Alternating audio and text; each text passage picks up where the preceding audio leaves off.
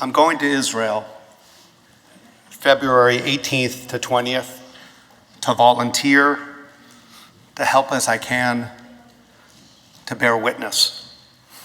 And you are invited to join me on this quick and important solidarity mission to Israel. This is not the average trip to Israel. This is not the average time in Israel. We will not be touring, we will not be floating in the Dead Sea, visiting the Israel Museum. While the itinerary is being finalized in the next days, we will pack boxes with food items for internally displaced people, Israelis who have fled the north because of Hezbollah bombardment, relocated from the south because of Hamas. There will be volunteering each morning as needed in warehouses or agricultural work. We will be visiting Hostage Square, which is a gathering place for families, so they know that they are not alone. The Chazan was just there, and we will continue to go. We will visit a kibbutz in the south to bear witness of the impact of October 7 and talk to families. We will try to understand how the past 111 days of war, of hostages, of heartbreak has impacted Israel, Gaza, the diaspora. Some have asked why I'm going. So Rabbi Jonathan Sachs tells a story of teaching a class. His students were exploring the idea of why be Jewish. They sent out a survey, he said, to 200 people. He was surprised only 6 responded. But here is one of the responses he shared, and it resonates with me, not because of its keen insight of the world, but because of its insight into the respondent. They wrote, "I am quite incapable of writing even a short passage on what being Jewish means to me. All that I think is that I'm a Jew, in exactly the sense in which I have two legs and arms and eyes, etc. It is just an attribute which I take for granted as belonging to me, part of the minimum description of me as a person. I am neither proud of it nor embarrassed by it. I am a Jew, and it never occurred to me that I could be anything else. The question, why be Jewish, is something that I cannot answer any more than why be alive or why be two-legged." He expresses the idea that it is ingrained in who we are, or at least who the respondent is, so deeply that it is indistinguishable from any other part of who they are, and that is how I feel as a Jew and as a lover of Israel. It is like asking a fish, what is water? It is everywhere around them. It is our lifeblood. It is the medium through which we live and experience the world. So why am I going to Israel as it is at war? As the world is isolating Israel? As anti-Semitism around the world feels rampant? It is something that I cannot answer any more than why be alive or why be two-legged, as he said. It is my instinct and my need, and you were invited to join me. So why am I going to Israel? The first reason is that I stand with Israel, and that means that I must stand in Israel. They are not alone. That I and we need to show up. That civil society has activated in a way that it probably rarely has before in Israel. In one news story I'll just read this news report. For months, Prime Minister Menachem Begin, I'm teaching a class in the Skolnick Institute on Menachem Begin, but that's for months, Prime Minister Benjamin Netanyahu, sweeping judicial overhauls proposals had divided Israelis.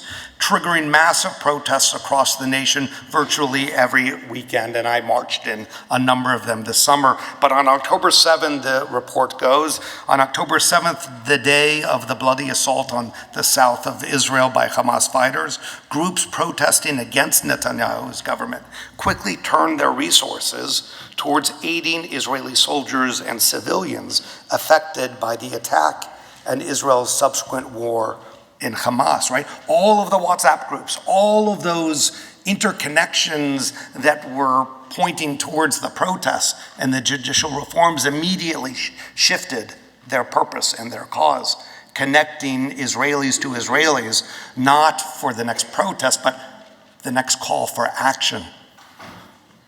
It continues, one such group, Banot Alternativa, Building an Alternative.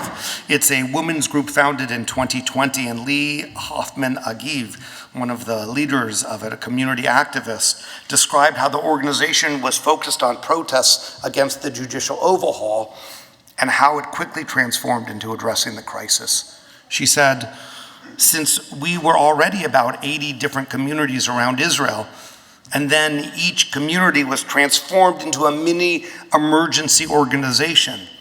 So for example, a few women took charge of cooking, a few women took charge of sending equipment to soldiers, a few women took charge of giving support to families who their kids were kidnapped or murdered. We were able to do that very quickly since we were activists and already organized, she said. So that happened in hours, and in a few hours it was already working.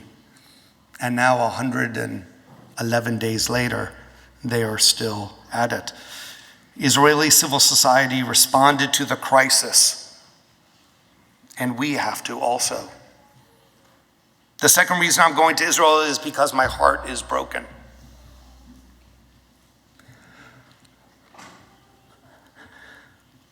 My heart is broken for the hostages. On this bima at the Shloshim, we had a beautiful gathering where we heard from families of hostages. And at the 100+ day mark as well, we gathered again here on this bima. And one mother who was with us at 30 days shared with us how her daughter had been murdered, and she wanted to rejoin us at 100+ days. But my heart is also broken for Gaza. The parsha, this parsha, today's Torah reading, it celebrates the destructions of the Egyptians. Right? The sea parts, we go through safely, the Egyptians go through, and they're all killed. And of course, we're celebrating that, right? Jacob's teaching was about why we brought the timbrels, because we knew, we were confident, at least the women were, the guys were not so smart. But the women were confident that there would be a miracle that was going to happen in the future, so they brought their timbrels. And there's a midrash teaching that tells us, as the Israelites were celebrating the freedom, the Talmud teaches us in Megillah and in Sanhedrin, it says, how dare you sing for joy? God chastises the angels. How dare you sing for joy when my creatures are dying, referring to the Egyptians. Because God created all of us, right? The Israelites and the Egyptians and all of the others. And so just like at Passover that we take the wine out of our glass to reduce our joy, to recognize the humility that we have to have in our common humanity, my heart is large enough that it can be broken for the war that is taking place as well.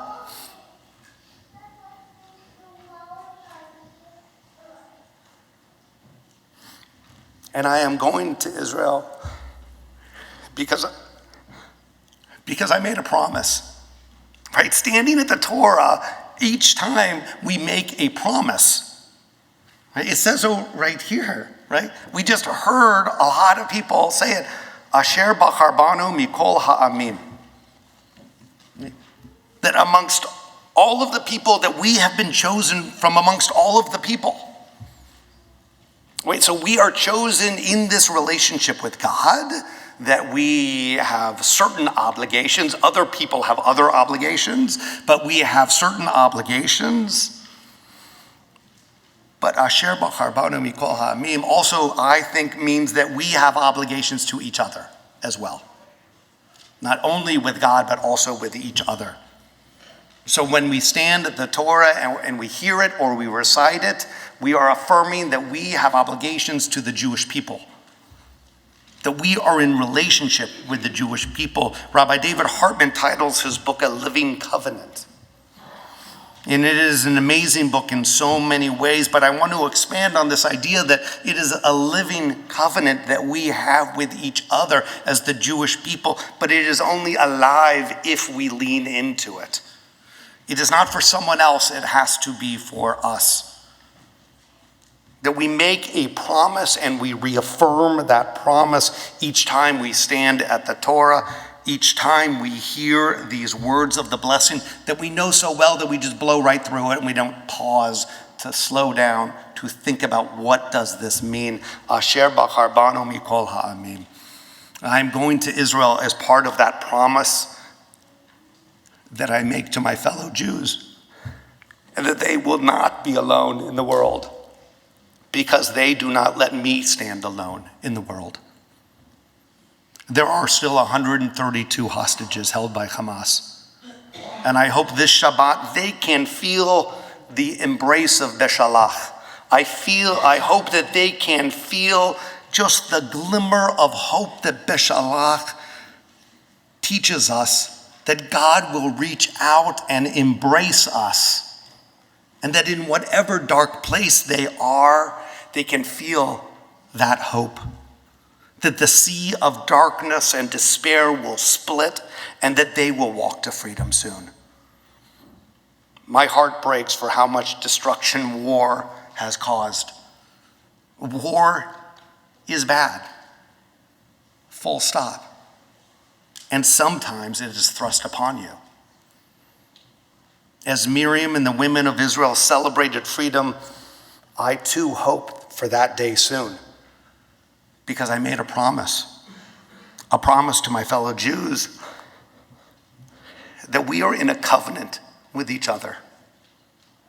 We will not let each other be alone. So I'm going to Israel along with other Bethel members. Let me know if you want to join me on this trip or our next one or the next one. Shabbat Shalom.